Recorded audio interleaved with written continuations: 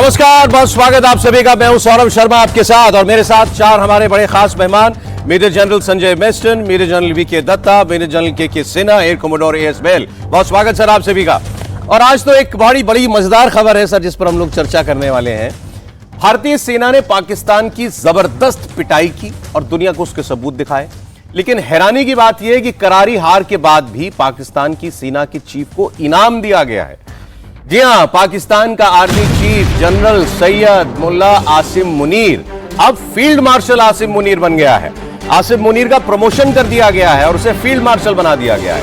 कहा जा रहा है कि उसने पाकिस्तान के वजीर आजम शहबाज शरीफ को कहीं धमकाकर तो यह प्रमोशन नहीं लिया, और इस वक्त पूरे पाकिस्तान में तख्ता पलट की आहट सुनाई दे रही है। ऐसा हम क्यों कह रहे हैं आपको बताएंगे। इस्लामाबाद में फौजी बूटों की आवाजें सुनाई दे रही है।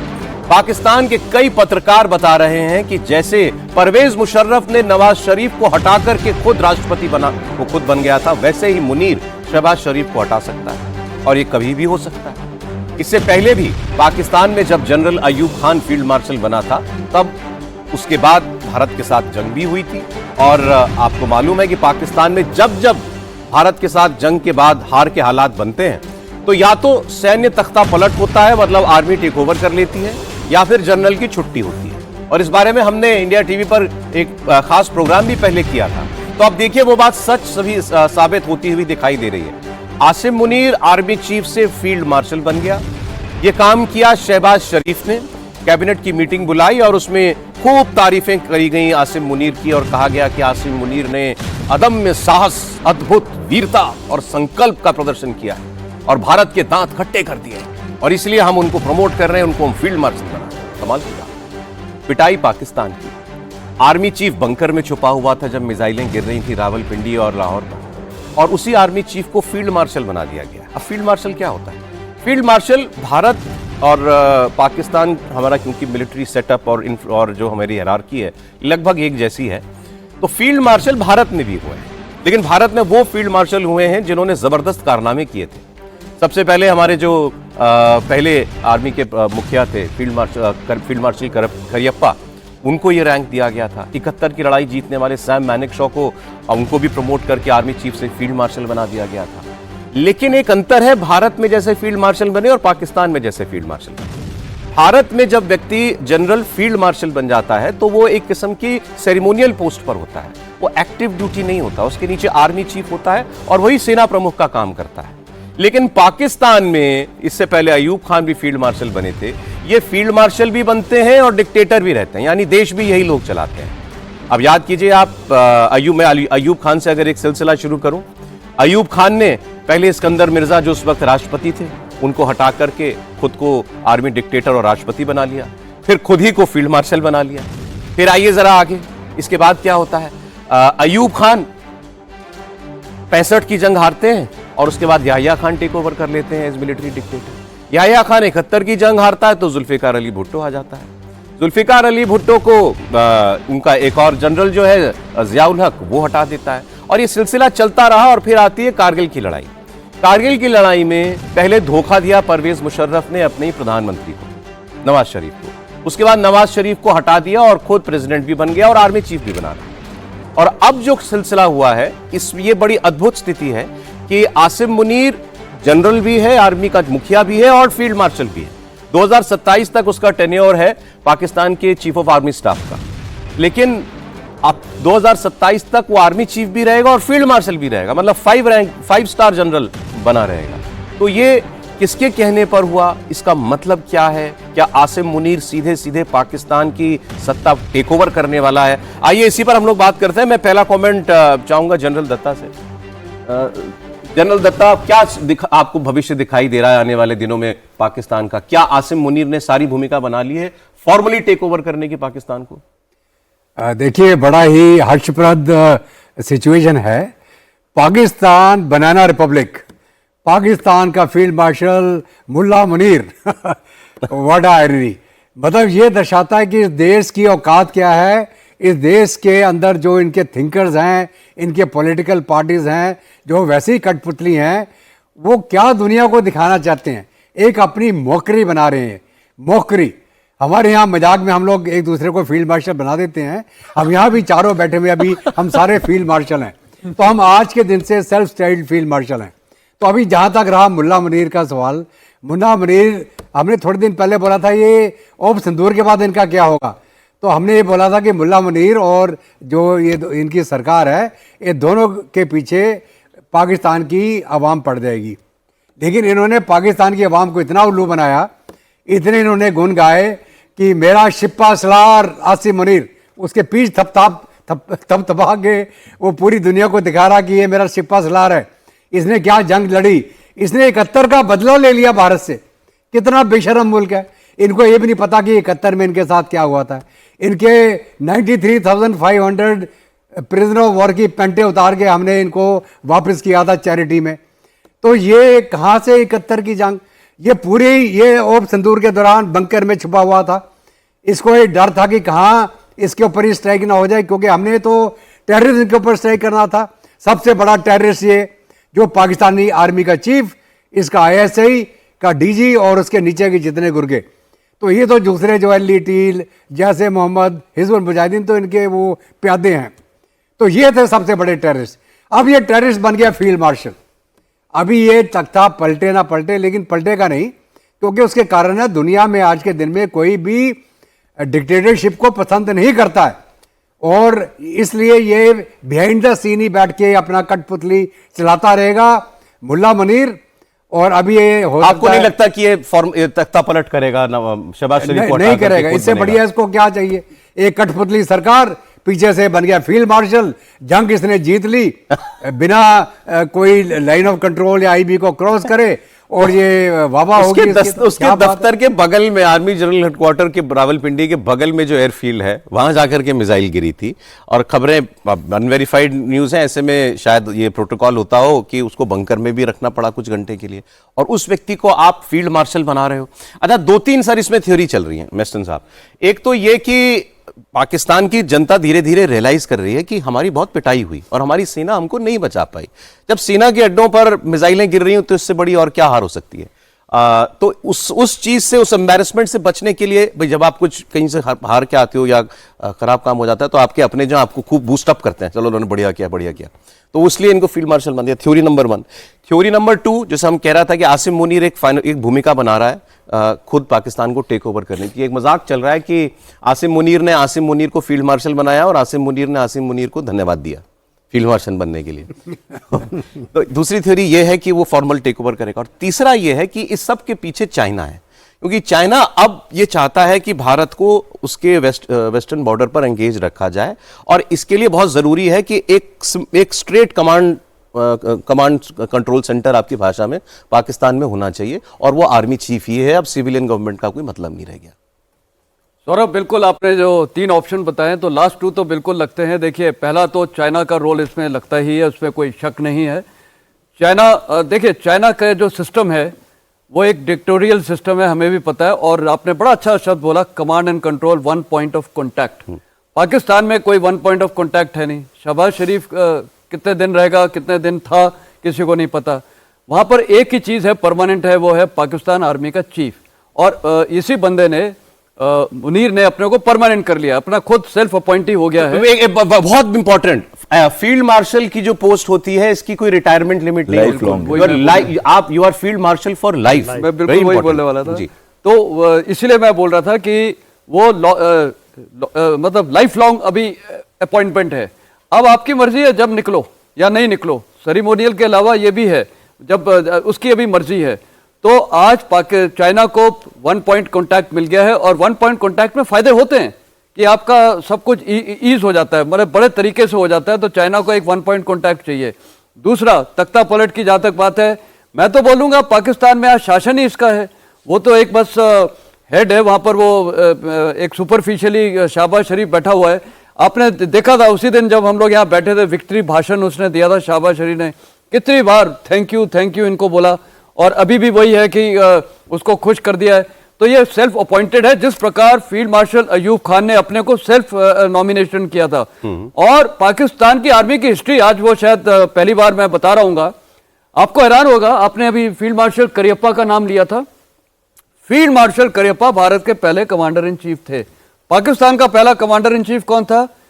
ब्रिटिश का जनरल मेसर्वी, आफ्टर इंडिपेंडेंस 15 अगस्त 1947 में 180 डेज वो रहा था। उसके बाद नेक्स्ट उनका कौन था? दूसरा वो था जनरल डॉगलस ग्रेसी, 3 साल तकरीबन वो पाकिस्तान आर्मी का चीफ रहा। इमेजिन एक इंडिपेंडेंट नेशन जिसके पास एक आर्मी का सिस्टम ही नहीं था, उन्होंने अंग्रेजों को रूल कराया इंडिपेंडेंट, हमारे करियप्पा साहब थे। तो आप ये देख लिए कि पाकिस्तान आर्मी की तो क्या वो ट्रेडिशन है, अंग्रेजों के साथ उन्होंने अपना वो संपर्क रखा और कोई उनको सेल्फ प्राइड है ही नहीं। और फर्स्ट पाकिस्तान जनरल कौन है? ये है फील्ड मार्शल अयूब खान। और उसी ने अपने को ये फील्ड मार्शल घोषित करवा लिया, वो भी जब प्रेसिडेंट बन गया और उससे बोला लोग चाहते हैं कि मैं फील्ड मार्शल बन जाऊं, तो अब मैं अपने अयूब खान के टेक ओवर करने की तो कहानी बड़ी मजेदार है। 1958 में अयूब खान को चीफ मार्शल लॉ डिक्टेटर बना दिया इस्कंदर मिर्जा ने, उस वक्त के राष्ट्रपति ने। उनको लगा ये मेरे अंडर रहेगा, इसको प्रमोट करो, मैं जो कहूंगा वो ये करेगा और मैं पूरा देश चलाऊंगा। और 1959 में जब टेक ओवर किया अयूब खान ने, उससे 2.5 घंटे पहले वो इस्कंदर मिर्जा के साथ बैठकर मीडिया के सामने चाय पी रहा था। और इस्कंदर मिर्जा ने अयूब खान से कहा कि अयूब खान की आंखों में मीडिया, जैसे हमने लाइट्स लगी हुई ना, लाइट लग रही थी प्रेस के फोटोग्राफर्स की, तो उसने कहा कि आपको भी थोड़ा एक्टिंग की ट्रेनिंग लेनी पड़ेगी, आपको आदत नहीं है मीडिया के सामने जाने की। उनको नहीं पता था कि ये पहले से तैयार हो चुका है। और ढाई घंटे के बाद और जनरल और फौजी लोग पहुंचते हैं प्रेसिडेंशियल पैलेस में, कराची उस वक्त हुआ करता था। इस्कंदर मिर्जा को कहते हैं चलो गेटअप उठाओ अपना बोरिया बिस्तर, उसको क्वेटा भेजा, नजरबंद किया और फिर उसको जिंदगी भर के लिए एग्जाइल में विदेश भेज दिया, वो कभी वापिस ही नहीं आ पाया। परवेज मुशर्रफ ने क्या किया? परवेज मुशर्रफ डिक्टेटर बना तो नवाज शरीफ को भी बाहर जाना पड़ा। वो तो परवेज मुशर्रफ की डेथ हो गई, उसके बाद और थोड़े दिन सिविलियन रूल आ गया, तब जाकर के नवाज शरीफ वापस आया, नहीं तो इनका भी हश्र ही होता। तो अब क्या छोटे भाई शहबाज शरीफ के साथ भी यही होने वाला है? ये सवाल इसलिए है एयर कमोडोर साहब, क्योंकि अभी ये नहीं पता कि पोस्ट ऑफ प्राइम मिनिस्टर और post of field marshal Pakistan में इन दोनों में से ऊपर कौन है? बिल्कुल सही। हमारे यहां तो क्लियर है, सेना की जो भी रैंक है वो सेना की रैंक है, उसका सिविलियन गवर्नमेंट से कोई लेना देना नहीं। पाकिस्तान में नहीं आप कह सकते। बिल्कुल सही कह रहे हैं सौरभ जी। मुझे एक चीज बताइए, क्या कोई भी डेमोक्रेटिकली इलेक्टेड गवर्नमेंट जो है पाकिस्तान के अंदर, उसने अपने पूरे 5 साल किए? एक ने भी नहीं किए और हर एक को हटाया गया, यहां तक कि इमरान खान तो बेचारे अब जेल के अंदर हैं। तो यह एक बहुत ही महत्वपूर्ण चीज है कि पाकिस्तान आर्मी का जो कंट्रोल है सिविलियन एस्टैब्लिशमेंट के ऊपर, सिविलियन गवर्नेंस के ऊपर, वो कभी भी ये कंट्रोल बाहर जाने नहीं देंगे। और सबसे बड़ी बात यह आ जाती है कि इस बार, अभी तक तो यह हमेशा होता है, चाहे वो भारत के अंदर है या दूसरे देशों के अंदर है, कि जो जीतता है उसी के बाद वो बनता है फील्ड मार्शल, यानी कि जैसे आपने सैम मानेकशॉ का दिया था। लेकिन पाकिस्तान एक ऐसा देश है जहां पे युद्ध हारने के बाद भी वो लोग फील्ड मार्शल बन जाते हैं या ऑपरेशन हारने के बाद भी फील्ड मार्शल बन जाते हैं। लेकिन बहुत महत्वपूर्ण चीज क्या आती है? वो महत्वपूर्ण चीज ये आती है कि अगर ये आसिम मुनीर लास्ट कर जाता और सिविलियन गवर्नमेंट में चेंज आता या सिविलियन गवर्नमेंट लास्ट कर जाती, या और 2027 के बाद आसिम मुनीर का क्या होता? उसे देश से भागना पड़ता अगर उसने तब तक तख्ता पलट नहीं किया होता। और उसकी अपनी पर्सनल सेफ्टी, क्योंकि आज भारत की नजरों में आसिम मुनीर एक्चुअल मुजरिम है, वो टेरर नेटवर्क का सबसे बड़ा कंट्रोलर और कोऑर्डिनेटर है। उसी ने तो पुलवामा कराया था जब वो आईएसआई चीफ था, और उसी ने अब ये वाला पहलगांव अटैक कराया। तो अपनी सेफ्टी के लिए भी जरूरी है कि पूरा लाइफ टर्म अगर वो बनेगा फील्ड मार्शल तो उसकी सिक्योरिटी हमेशा रहेगी, उसको भागने की जरूरत नहीं पड़ेगी पाकिस्तान से। और आखिरी चीज जो इसमें बहुत महत्वपूर्ण आती है कि पूरे के पूरे विश्व में सारे पॉलिटिकल एनालिस्ट आज ये कह रहे हैं कि भारत की जीत ही नहीं हुई है, भारत ने बुरी तरह से हराया है पाकिस्तान को। तो ये सारे फैक्टर्स को देखते हुए आसिम मुनीर के लिए और कोई रास्ता ही नहीं रह गया था कि अपने सिविलियन पॉपुलेशन के सामने जो आज खड़ी हो रही है उसके अगेंस्ट, उसके इंटरनल चैलेंजेस जो है, जो आर्मी के अंदर जो इंटरनल चैलेंजेस चल रहे हैं उसके अगेंस्ट, तो उन सबको अगर उसको यूनिटी और स्ट्रेंथ में लाना है तो उसको अपने आप को फील्ड मार्शल डिक्लेयर करवाना बहुत जरूरी था। अच्छा, एक मैं आपको एक मजेदार चीज और दिखाता हूं। आसिम मुनीर को फील्ड मार्शल बनाए जाने पर जो पाकिस्तान से फिर अब भारतीय हो गए, पाकिस्तानी होने के बाद, अदनान सामी, जाने माने गायक हैं, उन्होंने एक बड़ा मजेदार पोस्ट किया। अदनान सामी ने पाकिस्तानी नागरिकता छोड़कर भारतीय नागरिकता ले ली थी और अब उन्होंने एक वीडियो पोस्ट किया जिसमें एक शख्स जो है, ये फिल्म का सीन है, वो एक व्यक्ति खड़ा होकर के बड़ा इंस्पिरेशनल भाषण दे रहा है और फिर धीरे धीरे पता लगता है कि वो भाषण किसके लिए दे रहा है? सामने गधे खड़े हैं, वो गधों को मोटिवेशनल स्पीच दे रहा है। तो अदनान सामी ने इस व्यक्ति की तुलना आसिम मुनीर से की है कि अब ये किनका नेता बना है, अब एक गधों का नेता बना है, ये अदनान सामी कह रहे हैं। लेकिन दूसरी इंपॉर्टेंट बात जनरल सिन्हा, अयूब खान भी जब पाकिस्तान का पहला फील्ड मार्शल बना तो उसने आर्मी चीफ का पोस्ट छोड़ दिया था, जनरल मूसा खान को चीफ ऑफ आर्मी स्टाफ बना दिया था। ये व्यक्ति तो अभी फील्ड मार्शल भी है और चीफ ऑफ आर्मी स्टाफ भी है। देखिए सौरभ जी, जो अभी परिस्थिति है कि इसमें पहली बार कैबिनेट से किसी ने फील्ड मार्शल के लिए, उनके जो कैबिनेट है वहाँ से आई है और इसको बनाया गया है। थोड़ी परिस्थिति अलग है। जैसे आपने बताया, अयूब खान जो थे 1958 में उन्होंने मोरलेस कू की थी, उनको बनाया गया था। और वहाँ पर भी जब उनको फील्ड मार्शल जब वो बने, 58 में आए थे, 59 में वो बने और उनका कार्यकाल चला था 68 तक। 65 में आपका ये हुआ था हमारा बैटल, 1965 का बैटल। तो इस का दौरान जब वो बने थे तो वो खुद अपने को डिक्लेयर किए थे। अभी जो है यहाँ पर है, ये उन्होंने अपनी प्रोसेस को रखा है और इनको दिया है। देखिए, बॉडी लैंग्वेज जो कहती है आसिम मुनीर की, जो मैं देखा हूँ खास करके जितने बार भी आए हैं, वो कुछ सहमे सहमे से तो दिखते हैं। देखिए, वहाँ पर सबसे इम्पॉर्टेंट चीज़ पाकिस्तान में मिलिट्री कू का एक चीज़ आप है, उसमें एक 333 ब्रिगेड कहलाता है। वो जिस ओर है वही उस ओर आपकी मिलिट्री सत्ता जाती है। 222 जो है वो रावलपिंडी का ब्रिगेड है, इसको कू ब्रिगेड कहते हैं और सारा चाबी उसके हाथ में होता है। यदि पाकिस्तान की हिस्ट्री को आप देखेंगे ये, और इसमें बहुत बारीकी से सेलेक्ट किया जाता है, ब्रिगेड रैंक का ऑफिसर होता है। इवन जब मुशर्रफ आए थे तो यही ब्रिगेड वहाँ लगी थी और उनका एयरक्राफ्ट, वो शायद श्रीलंका गए थे और आ रहे थे, तो उनको ये बताया गया कि आप लैंड नहीं करें, दूसरी जगह करें और उसके बाद आए, क्योंकि 111 ब्रिगेड इसके साथ थी। अब क्या है कि क्या 111 ब्रिगेड, मेरे जो आकलन कहता है कि वो शायद इनके साथ है नहीं। इसके दो एग्जाम्पल्स हैं। आप 9 मई का बहुत डेट आता है पाकिस्तान के अंदर में जहाँ पर कू हुई थी, और आप लाहौर के अंदर में जो 4 कोर है उनके कोर कमांडर के घर में जनता घुस गई थी। वही सीन जो आपने शायद शुरू में ऐसा ब्रीफिंग की कि कुछ हलचलें हैं पाकिस्तान के अंदर से, कि शायद वैसी परिस्थिति नहीं है। तो मैं ये मानता हूँ कि 2 अलग अलग परिस्थिति हैं। अभी मिलिट्री लॉ या टेक ओवर, और 9 जो कोर कमांडर्स हैं पाकिस्तान के वो टोटल बिखरे हुए हैं।